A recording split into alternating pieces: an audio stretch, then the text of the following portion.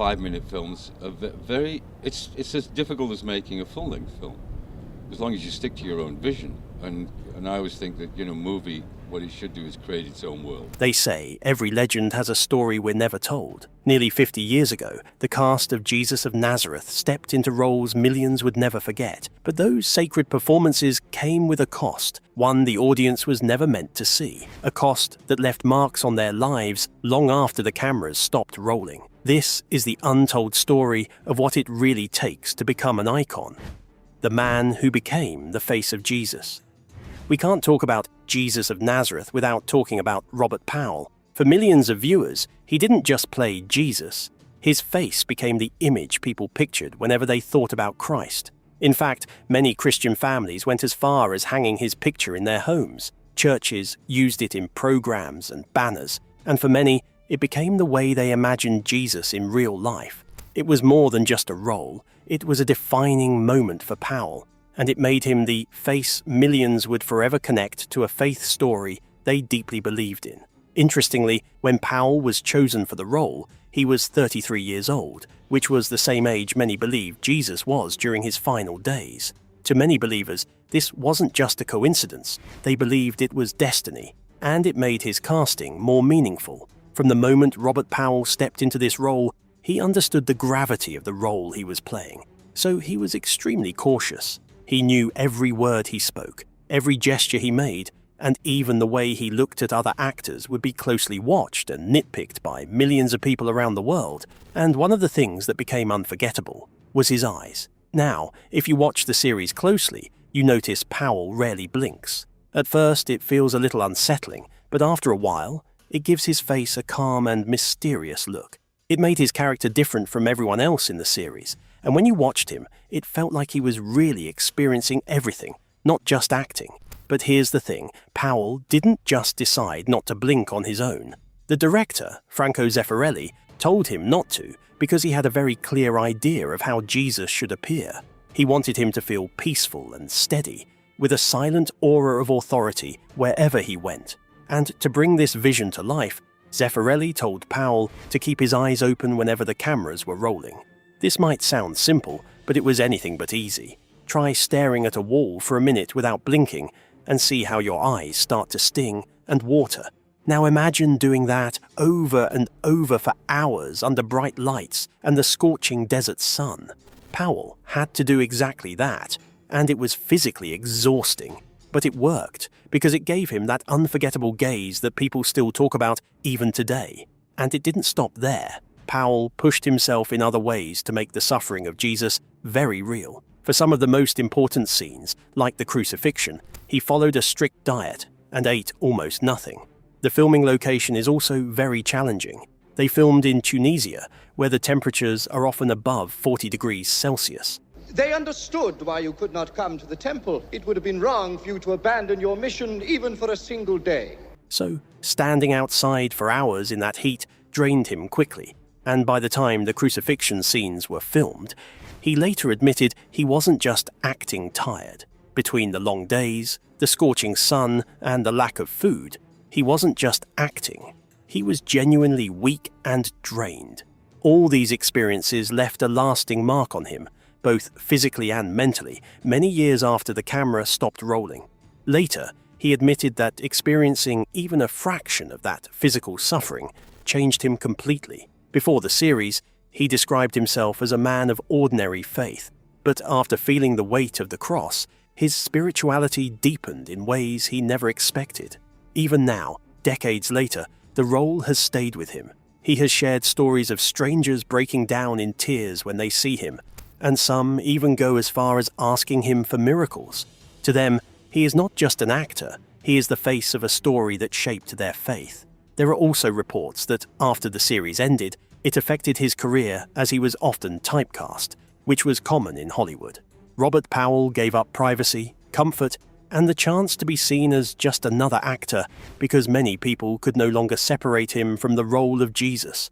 Today, in 2026, Robert Powell is 81 years old and lives away from the media in England, yet people still recognize him wherever he goes. But while Powell was dealing with the physical and emotional pressure of playing Jesus, His co-star, Olivia Hussey, was going through her own struggles that shaped the way she played Mary.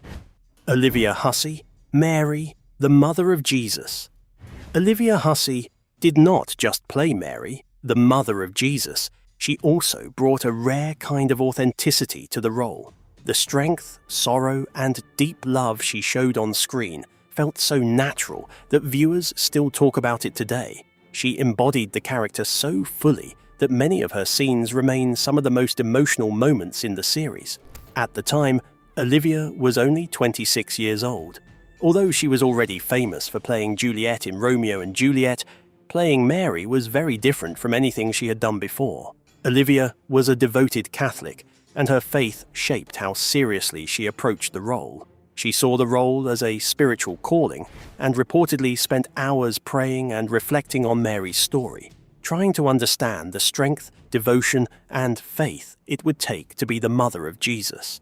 To her, playing Mary was more than just another acting gig. It was more like stepping into a story that millions of people held sacred. And while her faith played a major role in her performance, her personal life also helped shape her role. During the long months of filming, she was separated from her young son, who was only about 3 years old at the time. This distance was challenging, but it somehow helped her connect with Mary's deep love for her child. So, when you see Mary looking at Jesus with tenderness, worry, or silent grief, those emotions are rooted in Olivia's own experiences as a mother. Her feelings of longing and concern added a real human depth to the performance. If you've seen the series, you would agree that the crucifixion scenes were the most emotional.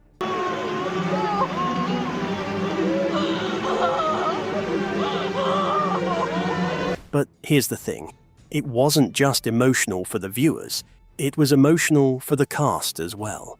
Watching Robert Powell portray Jesus' suffering under the desert sun and through long, exhausting days drained everyone.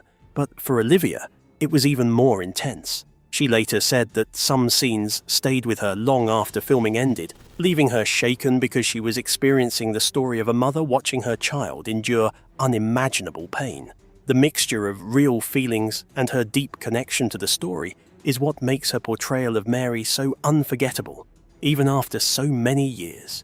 Olivia said in her memoir, "The Girl on the Balcony," Olivia Hussey finds life after Romeo and Juliet, that playing Mary strengthened her faith, and it also helped her cling more closely to Christ and the values she held dear. Unfortunately, Olivia Hussey passed away in 2024 at the age of 73, but her performance remains a lasting legacy. Michael York, the Prophet. To understand the impact of Jesus of Nazareth, we also have to look at the man who prepared the way for him, John the Baptist, played by actor Michael York. Michael didn't just act the part, he gave his all to the role by pouring so much energy and emotion into the character that it stays with viewers long after the series has ended.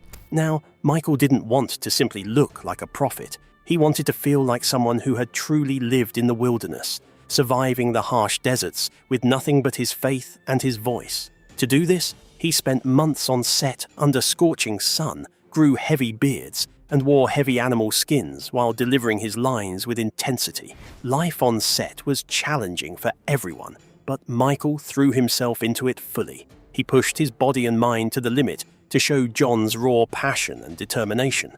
After many years, Michael faced personal challenges when he was diagnosed with amyloidosis, a rare blood disorder. Now, doctors did not directly link it to filming, but some fans can't help but wonder if the extreme heat, long hours, and physical strain on the set of Jesus of Nazareth may have played a part. Despite all the speculation, Michael has always spoken about the role with pride and without regret. As a practicing Anglican, he said the role challenged him in a very personal way, making him think deeply about a man whose message was so powerful it could cost him everything. Even now, at 83, he still holds on to that same sense of purpose. People remember him not just for his many film roles, but for the energy and passion he brought to John the Baptist in Jesus of Nazareth. Ian McShane, Judas Iscariot. Can the story of Jesus ever be complete without Judas, the man who betrayed him? Absolutely not. Ian McShane played the role and made it unforgettable, but not in the way you might expect. He didn't just play a villain, as the Bible tells us. He played a man who was confused, lost, and full of regret. On screen, Judas is someone who loved his teacher, but human weakness, greed, and ambition led him to make a choice he would forever regret. To bring this to life, Michael reportedly spent hours learning the history, talking with Franco Zeffirelli, and trying to understand what it really felt like to carry the weight of betrayal. He later admitted that it was one of the hardest roles of his life because he had to make the audience feel sympathy for a man everyone already hated. He wanted people to see Judas as human, not just a symbol of evil. He portrayed Judas as someone who lived, made mistakes, and faced the consequences of his choices, which is very human. Also, for McShane, filming those scenes was tough. Every moment on set meant stepping fully into Judas's guilt, shame, and inner struggle. It wasn't easy to show a man torn apart by his own choices, yet that's exactly what McShane did. Watching him, you don't just see betrayal, you feel it. You see a person wrestling with mistakes and consequences, someone you might even understand a little too well. He later revealed that if he had the chance to choose roles again, he would always choose to play Judas instead of Jesus. He said every story needs a character like Judas, a person with flaws and struggles who shakes things up and makes the story feel real. There was a prosperous builder who said, "My son must never have calluses on his hands, no brick dust in his hair. My money..." Today, Ian McShane is a successful actor, starring in blockbusters like Deadwood, American Gods, and the John Wick films, but his role as Judas left a lasting mark on him. Rod Steiger, the pilot. Rod Steiger was already known as one of Hollywood's most intense actors when Franco Zeffirelli cast him as Pontius Pilate. The role comes with a heavy emotional weight, showing just how heavy the head that wears the crown can be. Pilate is remembered as the man who sentenced Jesus to death, yet history also shows him as a man torn between political pressure and his own conscience. Steiger stepped into this struggle with everything he had. One of the most unforgettable moments is the hand-washing scene. Steiger didn't just act it out, he lived it. He treated the moment as a complete breakdown, showing a man trying to wash away guilt that could never be removed. Every gesture, every look felt real and raw. His method of acting meant he carried Pilate's torment as if it were his own, and this kind of intensity takes a toll. Even after the cameras stopped rolling, the weight of authority and the pressure of impossible decisions stayed with him. Viewers could sense the struggle, the hesitation, and the inner conflict. Watching him, it becomes clear that Pilate is not just a figure from history. He is a man trapped between duty and conscience, a man who knows that the decisions he makes will haunt him forever. And Steiger made sure we felt every ounce of this struggle, leaving a performance that lingers long after the camera stops rolling. Laurence Olivier, Nicodemus. Laurence Olivier was already one of the most respected actors in the world when he joined Jesus of Nazareth. In the series, he played Nicodemus, a religious leader who felt drawn to Jesus, but was also careful and unsure about what it all meant. Nicodemus believed something important was happening, but he was still trying to understand it, and Olivier embodied the role perfectly. His acting was calm and simple, but if you pay close attention, it comes with deep lessons. One moment that still stayed with viewers was when he read scripture during the crucifixion. The way he spoke those words felt sincere and thoughtful, almost like he was speaking from personal experience rather than just reading lines. Well, it's not surprising because Laurence Olivier himself grew up as the son of an Anglican clergyman, so he had been around church and Bible readings since he was a child. Because of that, he's very familiar with the scripture. When he read them in the series, they sounded real and respectful, which made the moment even more powerful. But here's the truth. To play Nicodemus well, Olivier had to show something many people experience in real life. Sometimes faith is not about having everything figured out. Sometimes it means asking questions and trying to understand what is true. Through his performance, viewers could see a man thinking deeply, wondering what the right thing to do was. Unfortunately, Laurence Olivier passed away in 1989. At his funeral in Westminster Abbey, scripture was read during the service. For many people, that felt like a meaningful tribute. Years earlier, his voice had carried those same kinds of words to millions of viewers around the world through Jesus of Nazareth. His portrayal of Nicodemus still stands as a reminder that even wise and respected people continue searching for truth. But while Olivier was asking deep questions, another actor gave a voice so commanding it would shape how the world remembered the entire series. James Earl Jones, Balthazar. When James Earl Jones appeared in Jesus of Nazareth, he played Balthazar, one of the three wise men who travelled from the east to find the child Jesus.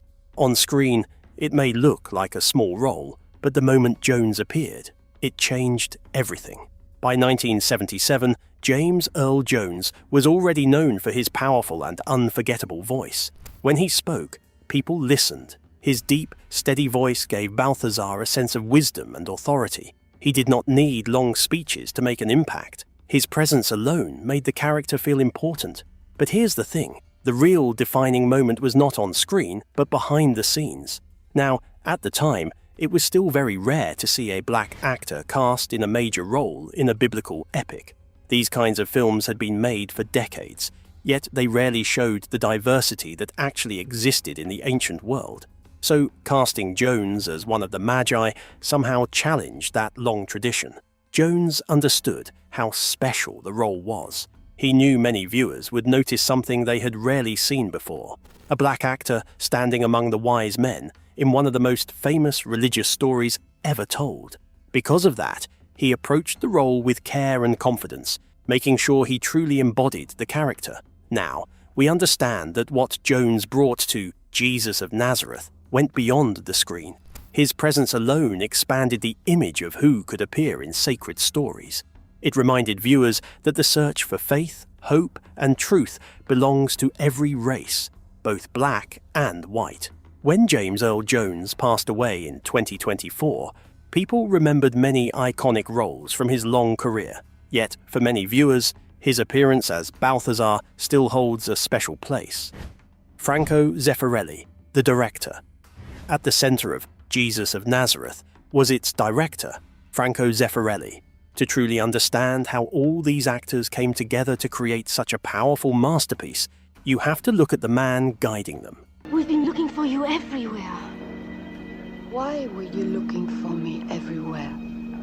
For Zeffirelli, this project was never just another film project. He saw it as something deeply personal, almost like a tribute to his faith and to the story of Christ. Franco Zeffirelli was a devoted Catholic, and his belief shaped the way he approached the entire production.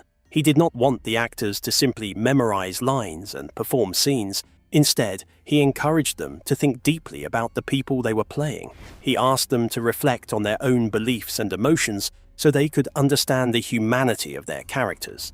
Because of this, the atmosphere on set was often very serious and focused. During important scenes, Franco Zeffirelli would insist on complete silence. He believed the actors needed that silent space to concentrate and connect with the emotional and spiritual weight of the moment. Many people who worked on the production later said that some scenes felt less like filming a television show and more like participating in something almost sacred. Franco Zeffirelli was also known to be a perfectionist. Filming often took place under intense desert heat, and the days could be long and exhausting. But Zeffirelli believed that great stories required dedication and effort. He paid attention to every detail because he wanted the story to feel real and timeless. His commitment could be demanding, and sometimes it created tension on set, but it also helped shape a series that would touch lives around the world for decades. Franco Zeffirelli passed away in 2019, but the work he created continues to live on. Nearly 50 years later, Jesus of Nazareth is still watched by millions of people, especially during seasons like Easter. Its lasting impact comes from the care and passion Zeffirelli poured into every scene. Today, when viewers look at the cast, they see more than actors performing roles. They see people who helped bring one of the most powerful stories in history to life. Some members of the cast have passed away, and others have grown older, but their roles still speak to audiences around the world. Now, this leaves us with an interesting question to think about. If you were an actor, would you accept a role that made you famous forever, even if it meant people might always see you as that character and never fully as yourself? Let us know in the comments below. And if you enjoy uncovering the hidden stories behind classic films, click on the next video on your screen. And don't forget to hit the like button and subscribe for more deep dives like this.